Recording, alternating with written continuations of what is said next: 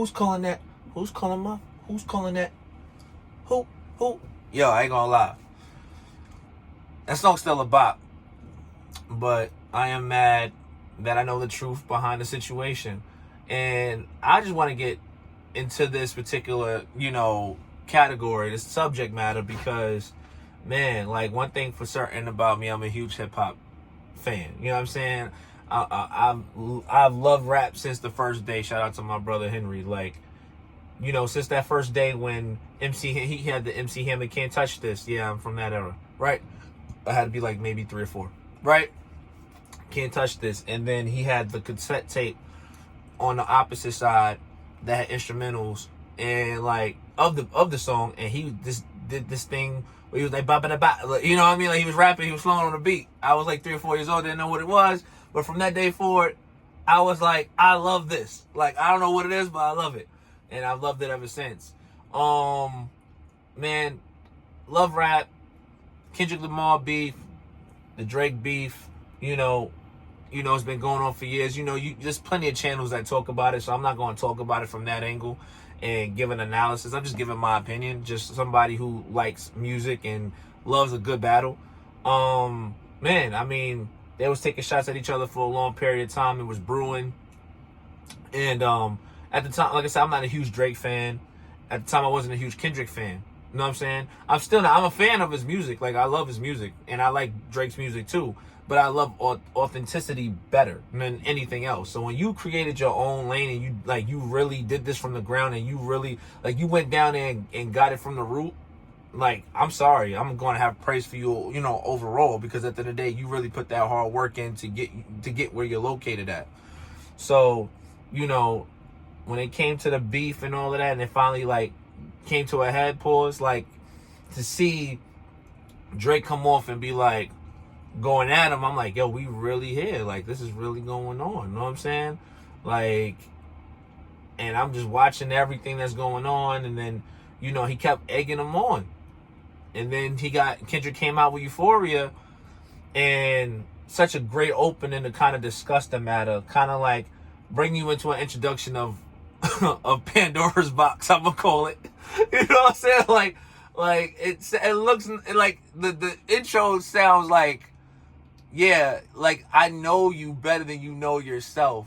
But I'm saying it in such a way, it kind of reminds me of one of them old Disney movies. Like, it looks beautiful for right now, even though he's telling you some truth, but it's about to get really, really scary, like, soon. And the layers that was broken down into it, like, I probably listened to Euphoria, like, probably 1,000,000 times. And, Drake was coming back and forth with the songs, don't get me wrong, like, when it came to, like, what was that song when he did with Tupac and Snoop Dogg? I'll be honest with you, I think it was kind of corny. You know what I'm saying? Like, I'm just being honest. That track to me was garbage. Like, I'm a huge Pac fan. Like, huge Pac fan. Listen to Pac, love Pac. Pac was everything to me. Like, I love Pac, right? And I'm from the East Coast, but I rock with Pac, right? So, alright, boom. Then it gets crazier.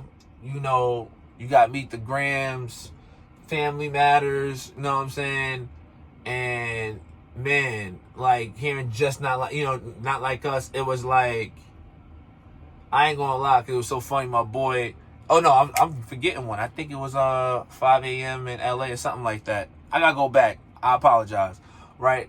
But I know what happened was when I heard Meet the Grams, my boy Manja, shout out to Manja, he was sitting there and was like, yo, did you hear the new track he got? I said, new track? What you talking about? Yeah, Meet the Grams? No, it's another one. And they sent me the link. I'm like, yo, why he got all these pin joints like, these are all pedophiles at this house? What is going on? Like, what's happening? So, like, PDF files. That's what I meant, guys. So, just YouTube, just letting you know.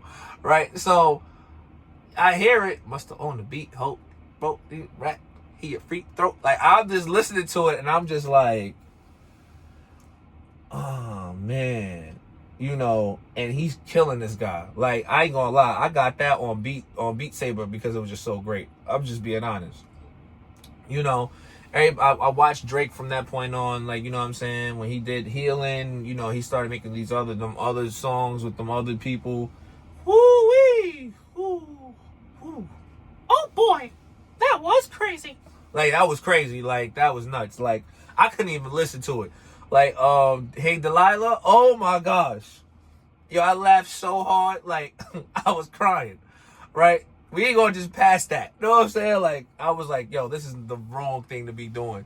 Like, you can't be doing this, and this dude is killing you on this one track. So, then, he came up with I think it was the 99 files. I forgot what it was. It was something like that. And then it got taken off. Then he did the freestyle. It got taken off. All right, cool. Then he was like, he's making the album with Playboy Cardi. Not Playboy Cardi. I'm bugging. Party Next Door. Right? All right, cool. I'm listening to it. I ain't gonna lie. I didn't really like the record. I listened to Nokia. Nokia's a bop. I ain't gonna hold you. Nokia is great. Nokia is awesome. You know what I'm saying? But I'm thinking like Drake, if Drake keep doing stuff like this, oh, he good. And I'm thinking this man did all of this. Like, I'm like, and I'm being honest, Drake fans, please do not come for me. I'm not biased to anything. You know what I'm saying? Like, I'll be honest with you.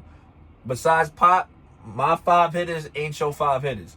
My 5 hitters, before I get back to this, is Pop, Eminem, Ludacris, Lupe Fiasco, and will.i.am. Like, straight up. You know what I mean? Shout out, will.i.am don't get enough credit.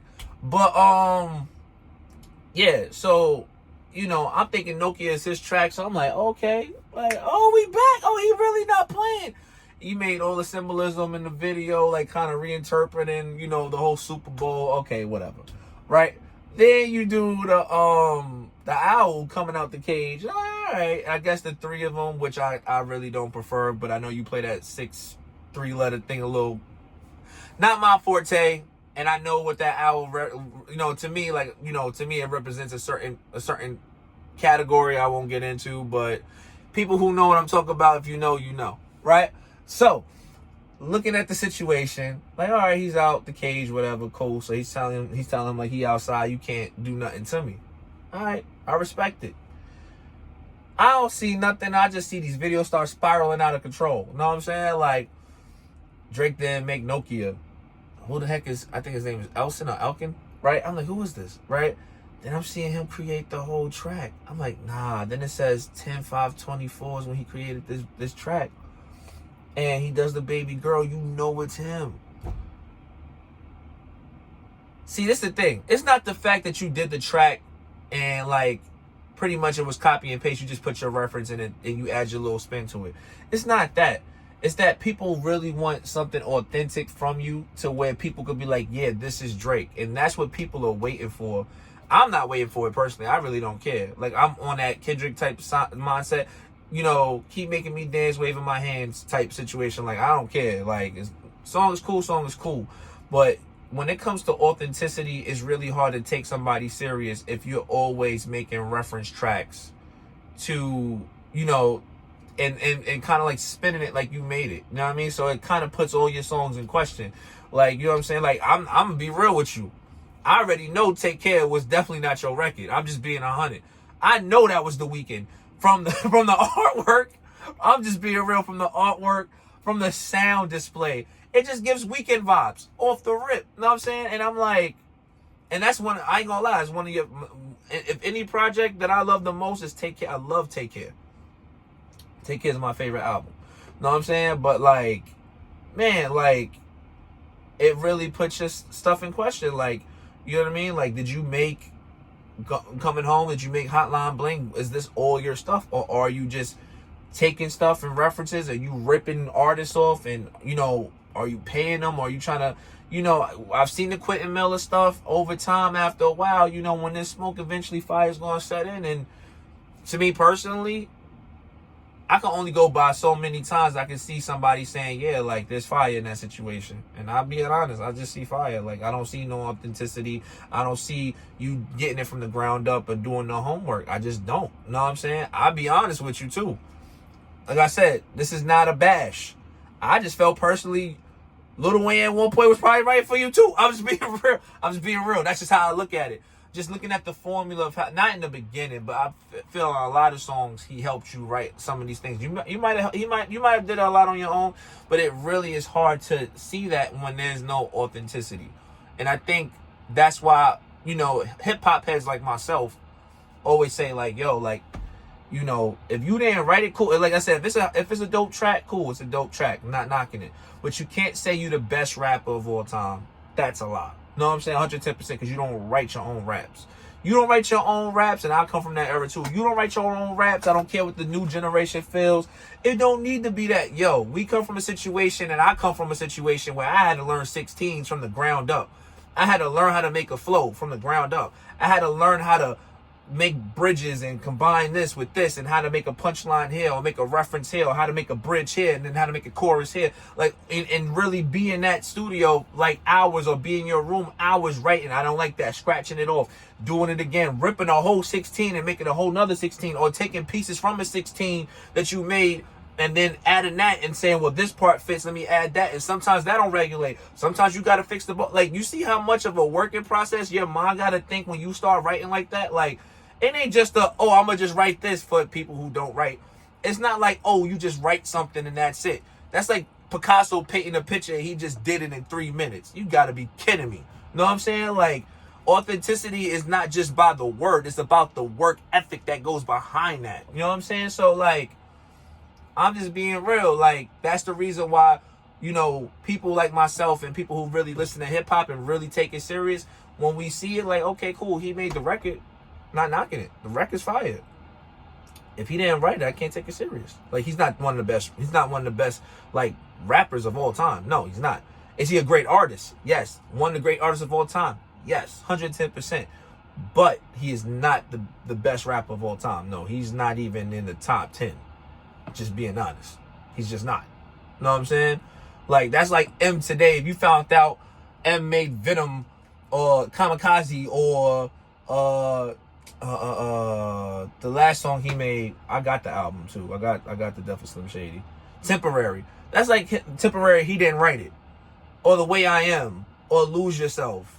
Oh, he would definitely lose a lot. You know what I mean? So that's just how I look at it. You know what I mean? From a standpoint. So it's like when you see somebody going into a battle perspective, and you know, it's like, yo, did you really write these bars? Are you really writing these bars? Or you got somebody in the booth writing this for you, and all you doing is copy and pasting because you know I'm not gonna get it twisted. Drake's flow is like, just his voice alone, you know, is gonna sell because it's Drake.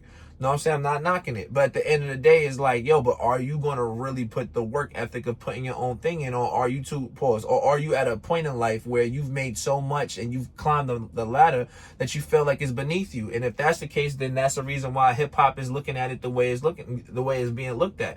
And if I was you, you know, I can't tell you what to do. You're a millionaire, you're a billionaire, whatever. I don't care. But like, I'm just looking at it from a hip hop standpoint, just pure hip hop. If I want to get a base to where, like, I'm trying to rebuild my foundation because it's kind of shaky, somehow, some way, I got to rebuild it. That's just me. Know what I'm saying? But that's just my point of how I feel about it. Tell me what y'all feel about it, what y'all think about it. Let me know in the comments. I'll holler at y'all. Peace.